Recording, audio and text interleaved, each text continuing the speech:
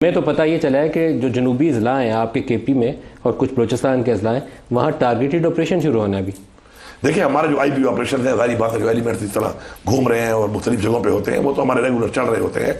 लेकिन मैंने जो आपको बात की है कि इसके ऊपर फिर डिटेल में बैठ के अब एरिया वाइज उस एरिया के चैलेंज कैसे हैं उसके हिसाब से बैठ कर फिर लॉजिस्टिक्स, फिर किसने क्या करना है, कौन सी जगह किसने प्रोटेक्ट करनी है, कौन सी किसकी जिम्मेदारी है, अगले ने क्या करना है, उसके लिए क्या लॉजिस्टिक्स चाहिए, क्या प्लान चाहिए, ये बैठ के प्रॉपर बनाना पड़ेगा इस तरीके से कि बस आप एक गैर कानूनी, गैर मुल्की और अफगान सिटीजन कार्ड होल्डर्स के इनखला में 12 दिन बाकी।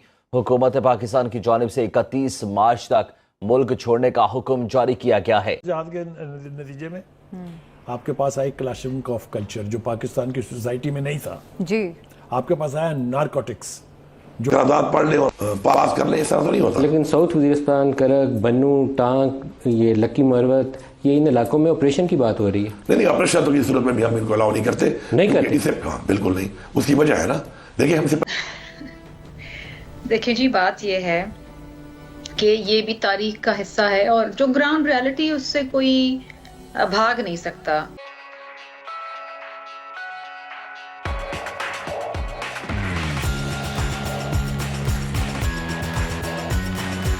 हमने ऑपरेशन किए हैं, उसे कोई फायदा नहीं हुआ, उल्टा नुकसान हुआ है। तो ऐसी चीज कैसे हम अलाउ कर लें कि जो फायदा, हमें पता है कि फायदा नहीं होना, उसका उल्टा नुकसान होना है। इंटेलिजेंस बेस्ड ऑपरेशन जो है वो ऑलरेडी चल रहे हैं और वो सारी बातें वो तो हर जगह चलते हैं, किसी भी शहर में चल सकते हैं जहां पर भी आपको इत्तला मिले कि यहाँ पर कोई टेररिस्ट। आप इनको वाइप आउट कैसे करेंगे अगर उनकी इतनी इंटेंसिटी है, कई हजार का अंदर लोग बैठे।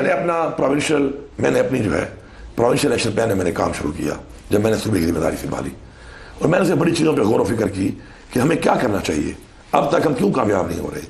तो मैंने जो पहली चीज समझी और देखी, मुशावरत के साथ सारी बातें पूरी टीम है, कि हमें अवाम का एतमाद बहाल करना है, हमारे साथ अवाम खड़ी हो जाए।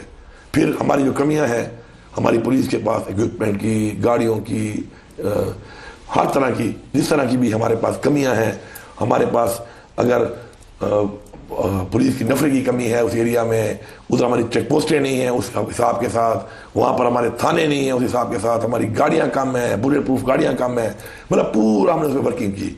इसमें एक चीज़ जो मेन थी वो ये थी कि अवाम हमारे साथ होना ज़रूरी है। मुझे फ़ख्र है इस बात पे कि मैंने उस पर काम शुरू किया, वर्किंग की, लोगों के साथ बैठे, हमने काम किया। और उस दिन करक में जो हमला हुआ, करक की अवाम निकल आई, खड़ी हो गई अपनी पुलिस के साथ कि हम दहशतगर्द को यहाँ नहीं छोड़ेंगे। लकी में लोगों ने ऐलान किया है कि जब भी हमारे ऊपर कोई हमला करेगा दहशतगर्द, हम खड़े होकर उसका मुकाबला करेंगे। नहीं, लकी में पहला वाक़या भी तो बताया ना, पहले वाक़े में उन्होंने वहाँ हमारी जो मिलिट्री की डिप्लॉयमेंट थी उसके खिलाफ प्रोटेस्ट किया पुलिस वालों। अब देखिए ना, ये कामयाबी है ना, वो क्यों पैदा हुई? अब ये कामयाबी थोड़ी है, कामयाबी देखिए, ये तो मिस्ट्रेस पैदा हो गया ना। कामयाबी मेरी ये है कि जब मैं आया तो उस वक्त मुझे सुबह ऐसे हालात में मिला कि मेरी अपनी पुलिस ने हड़ताल कर दी लकी में कि फौज को यहां से निकालो, हमें फौज पे एतमाद नहीं है। ये कितनी अलार्मिंग बात है, मुझे इस हालत में सुबह मिला।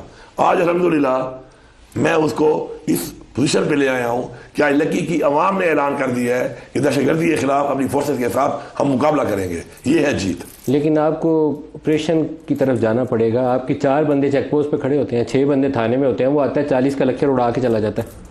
नहीं, 4 और 6 नहीं है, ऐसी कोई बात नहीं है। माशाल्लाह अभी मैंने आने के बाद तकरीबन 24 लोगों की तो मैंने खाली एरिया मैंने मंजूरी दी है, जो इस वक्त ट्रेनिंग है। वो तो अभी 1 साल लगेगा जी, 1.5 साल लगेगा उनको। नहीं, ऐसा नहीं है। फिर बाकी अभी आप कल 1-2 दिन पहले मैं खबर पढ़ रहा था आपने कोई पैसे मंजूर किए हैं इक्विपमेंट लेने के लिए, तो रूटीन में देते रहते हैं। ये लंबा प्लान है अभी आपका, फौरी तौर पे क्या रूटीन में भी दे रहे होते हैं, वो हम रूटीन में भी दे रहे होते हैं। बाकी फिर आपको अगर मैं बताऊं ना फिगर कि ऑपरेशन के दौरान इतने ज्यादा दहशतगर्द नहीं मारे गए जितने पिछले 1 साल में हम लोगों ने मारे हैं। कितने मारे? More than 680।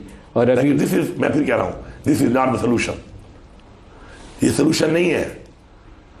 कितनों को आप मार रहे हो, पीछे से और आ रहे हैं, पीछे सपोर्ट में और आ रहे हैं, फिर अफगानिस्तान से आ रहे हैं।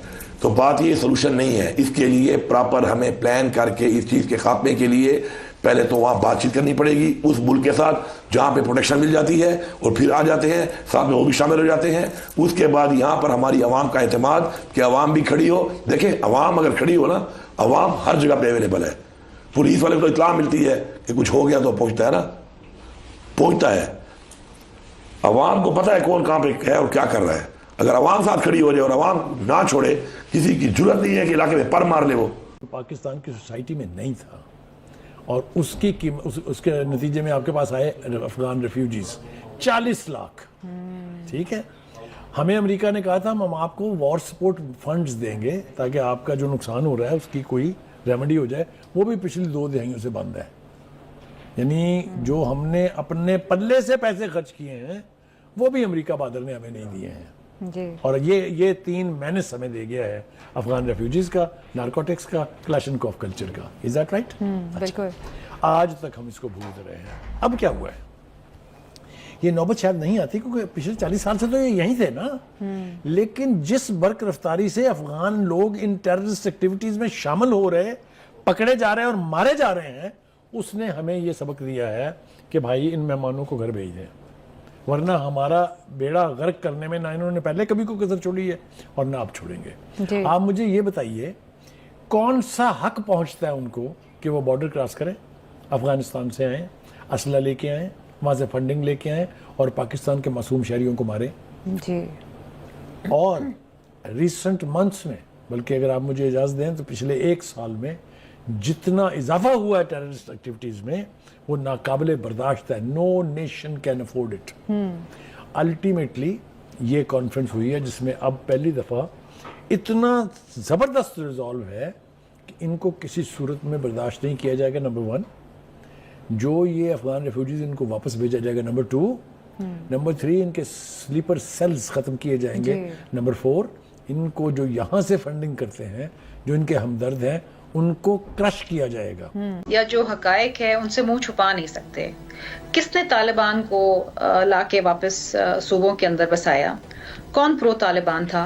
बन्नू जेल ब्रेक किसके दौर के अंदर हुआ? DI खान जेल ब्रेक किसके दौर के अंदर हुआ? कौन कहता था कि नहीं हम इनसे बातचीत करके इनको दोबारा से हम कौमी धड़े के अंदर लेकर आएंगे? ये एक तारीख का हिस्सा है ना। वो कौन सी जमात थी? ये वही जमात थी जिसने कल इस ब्रीफिंग का बाइकआउट किया और इस कंसेंसस का हिस्सा बनने से इनकार किया, क्योंकि दे आर प्रो तालिबान और ये समझते हैं कि कितना ही पाकिस्तानियों का खून बह जाए उससे कोई फर्क नहीं पड़ता, लेकिन दहशतगर्दी होती रहे और दहशतगर्दों से हाथ मिला के गले लगा के उनके साथ बैठने की जरूरत है। सो इनसे बात करना या इनको कुछ समझाना बेफजूल है अब्बासी साहब। There is no point arguing with someone जिसकी पूरी की पूरी फिलॉसफी ही बिगड़ी हुई हो, जिसका पूरा का पूरा नजरिया ही खराब हो। उनसे बात करने का भी कोई फायदा नहीं है। देखिए बात यह है कि कैसे आप दहशतगर्दों के साथ बैठ के बात करेंगे, आप किस तरीके से उनसे बात करेंगे। हाँ, जो नाराज बलोच भाई हैं, जिनके मसाइल हैं, जो चाहते हैं कि बलूचिस्तान के वसाइल में उनका हिस्सा हो, जो नौकरियां चाहते हैं, जो बलूचिस्तान में तरक्की चाहते हैं, वो मुहिब्बे वतन लोग हैं। उनसे आप बैठें, बात करें और उनके मसाइल हल करें, उनको उनका हक दें। ये मैं भी कहती हूँ, मेरी जमात भी कहती है। लेकिन जो दहशतगर्द हैं और वो लोग जो एक मासूम बच्चे का खून बहा रहे हैं, एक फौजी का खून बहा रहे हैं, एक इंसान का खून बहा रहे हैं अपनी बात मनवाने के लिए, वो इंसान नहीं है, वो जानवर है, वो दहशतगर्द है। और दहशतगर्द से आप बात नहीं करते, दहशतगर्दी का आप मुकाबला करते हैं। और इस वक्त जब कौम को यकजहती की जरूरत है, जब कौम को यूनिटी की जरूरत है, जब कौम को एक जुबान बन के आवाज उठाने की जरूरत है, बट वो कह रहे हैं कि जरदारी साहब को भी इसमें शिरकत करनी चाहिए थी, उन्होंने क्यों नहीं शिरकत की? जरदारी साहब एक कॉन्स्टिट्यूशनल हेड हैं पाकिस्तान के, वो पार्लियामेंटेरियन नहीं हैं। ये पार्लियामेंटेरियंस की जो है वो बैठक थी।